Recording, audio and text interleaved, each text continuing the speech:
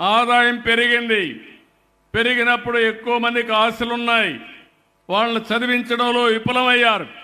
అప్పుడు 7,000 మందిని చదివిస్తే వీళ్ళు చదివించింది 438. వీళ్ళకి ఏమాత్రం పేదవాళ్ల పైన ప్రేమ ఉందో మనం ఆలోచించాల్సిన అవసరం ఉందని చెప్పి కూడా నేను మీకు తెలియజేస్తున్నా. అందుకని తొందరలోనే ఒక మంచి స్కీమ్ తీసుకొస్తాం. పిల్లల్ని బాగా చదివించే బాధ్యత. అమరావతిలో కూడా అన్ని స్కూల్స్ వస్తున్నాయి. దేశంలో ఉండే అన్ని కాలేజీలు యూనివర్సిటీలు వస్తున్నాయి.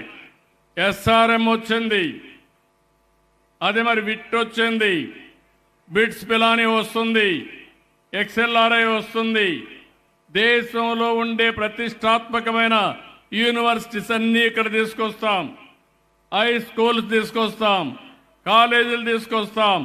నా ఆలోచన ఒకటే, మన పిల్లలు చదువుకోవాలంటే కాలేజీ లేదనకుండా ఏ కాలేజీలో చదువుకోవాలన్నా చదివించే బాధ్యత, అవకాశాలు కల్పించే బాధ్యత ఈ ప్రభుత్వం తీసుకుంటామని మీ అందరికీ హామీ ఇస్తున్నా. పిల్లలు కూడా దీన్ని ఉపయోగించుకొని ముందుకు పోవాల్సిన అవసరం ఉంది. ఇంకో పక్కన ఈరోజు మీరు చూస్తే ఎస్సీ ఎస్టీల కోసం ప్రత్యేకంగా ఎస్సీ సంక్షేమానికి 20,281 కోట్ల రూపాయలు ఖర్చు పెట్టబోతున్నాం. సబ్ ప్లాన్ తీసుకొచ్చాం. దీనివల్ల మీ జీవితాల్లో మార్పు తీసుకురావడానికి ఈ ప్రభుత్వ కార్యక్రమాలు చేపడతామని చెప్పి కూడా నేను మీకు తెలియజేస్తున్నా. ఇందులో ఎస్సీ రైతులు ఉంటారు, వాళ్లకు 1,300 కోట్లు ఖర్చు పెడుతున్నాం. హార్టికల్చర్ చేసుకునే ఎస్సీల కోసం 130 కోట్లు ఖర్చు పెడతాం. ఇండ్లు కట్టుకోవడానికి 1,253 కోట్లు ఖర్చు పెడతాం. అదే మరిగా గ్రామాల్లో అభివృద్ధికి ఒక 1,200 కోట్లు ఖర్చు పెడతాం. జల్ జీవన్ మిషన్లో 478 కోట్లు ఖర్చు పెడతాం. ఎవరైతే 1,241 ఎస్సీ సంక్షేమ హాస్టల్లో రెసిడెన్షియల్ స్కూల్స్ చదువుకుంటున్నారో దగ్గర 2,35,600 మంది ఉన్నారు. వారికి 1,331 కోట్లు ఖర్చు పెడుతున్నాం. వీళ్ళందరికీ హామీ ఇస్తున్నా, తొందరలోనే వీళ్ళని తొందరలో రెసిడెన్షియల్ స్కూల్స్లో ఎస్సీ పిల్లలను చదువుకునే విధంగా మెరుగైన భోజనమే కాకుండా నాణ్యమైన విద్య ఇచ్చే పరిస్థితి తీసుకొస్తామని కూడా నేను మీకు తెలియజేస్తున్నా. ఇంకొక పక్కన నేను ఒక ఎకనామిక్ కార్యక్రమానికి కూడా నాంది పలికాను. అది కూడా ఇప్పుడే నేను మాట్లాడతాను. ఏం చేయబోతాం కూడా చెప్తాం. ప్రభుత్వం సబ్సిడీ ఇస్తాం, లబ్ధిదారుని ఎంపిక చేస్తాం, మీ ఆదాయాన్ని పెంచే కార్యక్రమం తీసుకొస్తాను. దీనికి తోడుగా P4 కూడా తీసుకొస్తామని చెప్పి కూడా నేను మీకు తెలియజేస్తున్నా. ఇప్పటికే మీరు చూస్తే 21 లక్షల పేద ఎస్సీ ఎస్టీ కుటుంబాలు ఉన్నాయి. వీళ్ళందరి కోసం 200 యూనిట్లు కరెంటు ఉచితంగా ఇస్తున్నాం. ఇప్పుడు కొత్తగా ఒక స్కీమ్ తీసుకొచ్చాను. మీ ఇంటి పైన సోలార్ ప్యానెల్స్ పెట్టి కరెంటు ఉత్పత్తి చేసి మీరు వాడుకునే 200 యూనిట్లు వాడుకొని మిగిలిన కరెంటు డిపార్ట్మెంట్కి ఇస్తే యూనిట్కి ₹2.09 మీకు డబ్బులు కూడా ఇస్తాం. దీనివల్ల మీ ఆదాయం పెరుగుతుంది.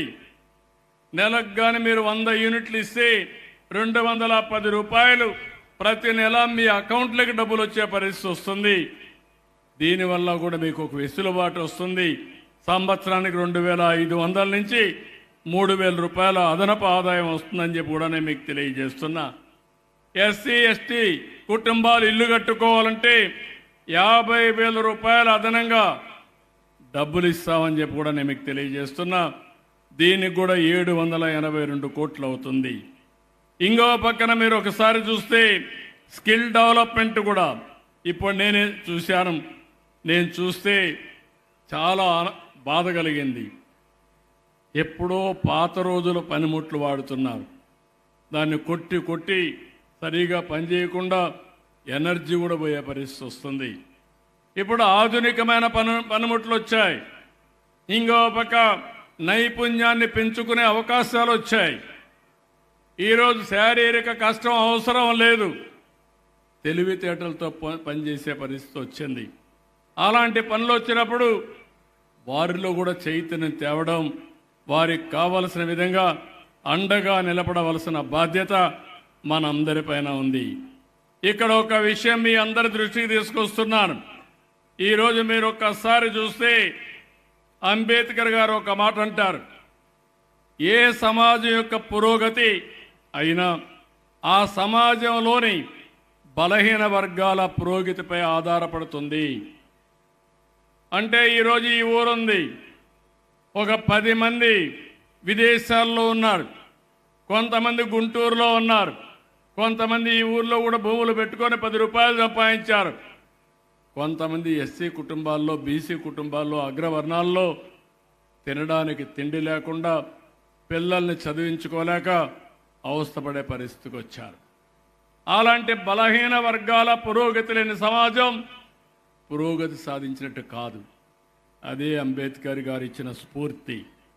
ఇంకొక మాట అన్నాడు ఆయన, ఈ విషయం కూడా మీరు గుర్తుపెట్టుకోవాలి. ఒక ప్రముఖ వ్యక్తి కన్నా ఒక వ్యత్యాసాన్ని చెప్తూ, ఒక ప్రముఖ వ్యక్తికి ఒక గొప్ప వ్యక్తికి వ్యత్యాసం ఏమిటంటే, గొప్ప వ్యక్తి సమాజ సేవకుడుగా ఉండడానికి సిద్ధపడతాడు. అందరూ ఇక్కడ విఐపీలే. ఈరోజు ఇక్కడ మార్గదర్శులు ఉన్నారు, చాలామంది వచ్చారు, వారిని అభినందిస్తున్నా. మిమ్మల్ని ప్రముఖ వ్యక్తులుగా నేను గుర్తిస్తున్నా, సమాజంలో మిమ్మల్ని గుర్తిస్తున్నారు.